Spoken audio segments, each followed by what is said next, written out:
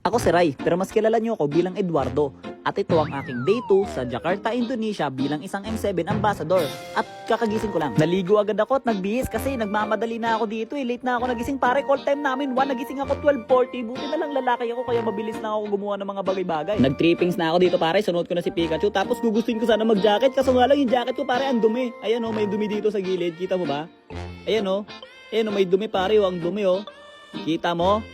Kita mo ba yung dumi, pare? Anyways, tinutubuan na pala ako ng bigote dito. Lumalabas na yung totoo kong edad. Hindi nyo pwedeng malaman kung anong totoo kong edad. Kailangan kong ahitin yan kasi pag inahit ko, magbumukha akong bata. Hindi nyo malalaman kung ilang edad ko. O, pustahan tayo, hindi nyo alam kung ilang taon na ako. Kaya naman inahit ko na yan, pare. Kasi pumapogi ako pag inahit ko yun. Tingnan nyo itsura ko pag wala akong balbas. Anyways pare, lahat ng pagmamadali ko napunta sa wala kasi 5 PM pala yung call time pare, na-adjust pala. So anong gagawin ko dito? Mayroon pa akong 4 hours na natitira. Pumulala na lang ako hanggang mag-alas 5. 3 hours later. 1 hour later.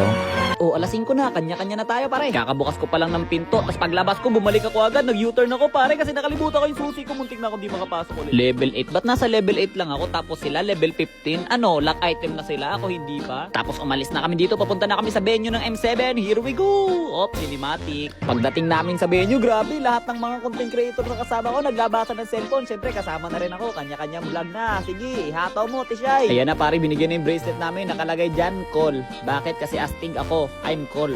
Bis ako. Alam mo dito pare sa part na to, bawal vaping. Ano, no smoking, no vaping area. Alam mo bakit kung saan ka pwede mag-vape? Doon pare oh. Sa vape room. Ngayon ko lang nalaman, pro player pala si Ninong Rai. Payag ka, Team Aurora, pero pangalan mo TNZ. Nice G! Ito pago. Ito pogi. Ito pago. Ito pagi. Ito pago. Ito bago. Ito pago. Ito gago. Ito pago. Ito palko. Pago, pagong, pago, pak. Ako lang ba o mukha tong Victorious Gatot? Kung alam nyo yung tinutukoy ko. Anong pangalan yan? Sigbin. Sinong hero ang madalas mag-joke? Kimi lang di. Anong tawag sa taong mahilig mang-riz? The Rizzler. Inang percentage ng TP yan? 44%. Kung ako andyan, 100% yung TP ko kasi puro TP lang naman gagawin ko. After namin manood, kumain muna kami at kakakain namin dito na may chopstick. Pare, natuto na ako gumamit ng chopstick kahit dati hindi naman talaga ako marunong nito. Tingnan nyo, ayan o. Diba nakakakuha na ako ng pagkain para I'm so proud of myself. Tapos pagbalik namin, nakakuha kami ng pangalawang bracelet. At pangatlong bracelet. Tapos dito mag-cheer sana kami para sa Aurora. Kaso natalo sila sa Clash. Kitang-kita naman sa reaction ng mga nanonood na puro Indonesian. Kaya naman ayoko muna. Lugi tayo dyan pare. Aurora! Aurora!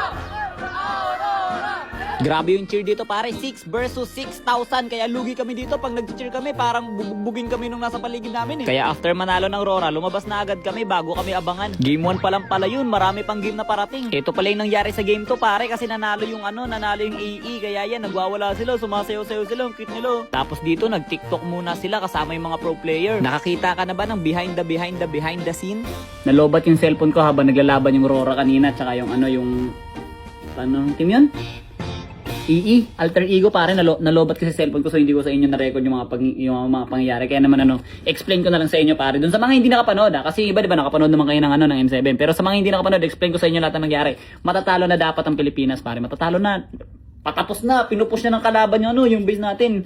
Si Doming Kite pare, baog. Hindi siya nakakabawi. Alam mo ginawa niya, 'di ba? Ganun siya. Napatakip na siya, napakamot siya ng ulo, ganun na siya. Tapos tumingin siya sa crowd. Nakita niya ako.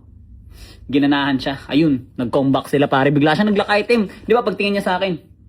Nadagdagan siya bigla ng 5,000 gold. Naka-lock item siya pare, nakabawi sila. Kaya nanalo ang Pilipinas. All thanks to me. All me by the way. You're welcome, Doming.